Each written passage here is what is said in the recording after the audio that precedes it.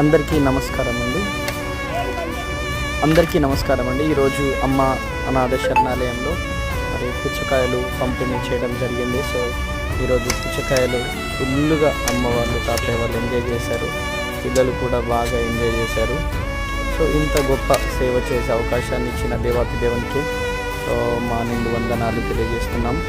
So ఈ అనాథ శరణాలయానికి support చేస్తున్న ప్రతి ఒక్కరికి చాలా చాలా థ్యాంక్ యూ.